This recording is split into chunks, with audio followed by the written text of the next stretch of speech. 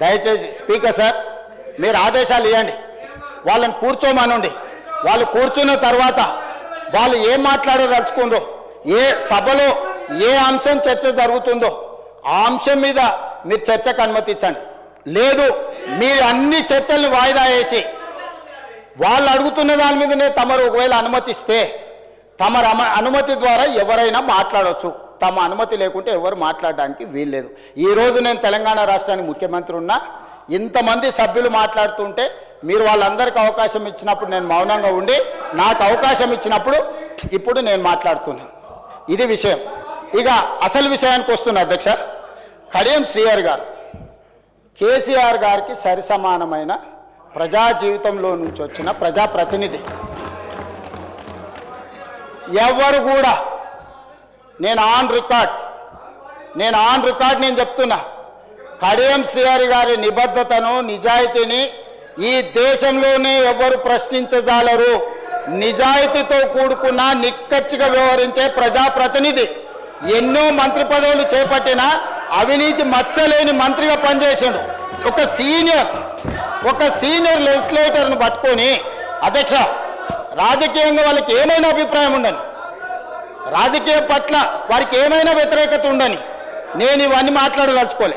నేను ఒకటే అడగదలుచుకున్నా హరీష్ రావు గారిని, కేటీఆర్ గారిని, మీ సభ్యుడు వ్యవహరించిన తీరును మీరు సమర్థిస్తున్నారా?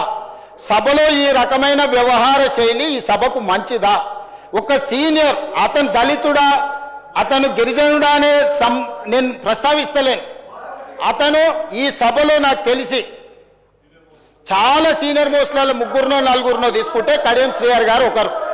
వారి సీనియారిటీ, వారి అనుభవము, వారి నిజాయితీ, వారి చదువు ఈరోజు అక్కడ నిలబడి ఒక సూచన చేస్తే ఇంత అసభ్యకరంగా, ఇంత అసహ్యకరంగా ఎవరైనా వ్యవహరిస్తే ఈ వ్యవహారాన్ని హరీష్ రావు గారు, కేటీఆర్ గారు సమర్థిస్తారా?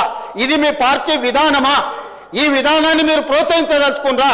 రేపు కడియం శ్రీహరి గారికి జరిగిన అట్లాంటిది ఒకవేళ చంద్రశేఖరరావు గారికి జరిగితే మీరు ఆమోదిస్తారా?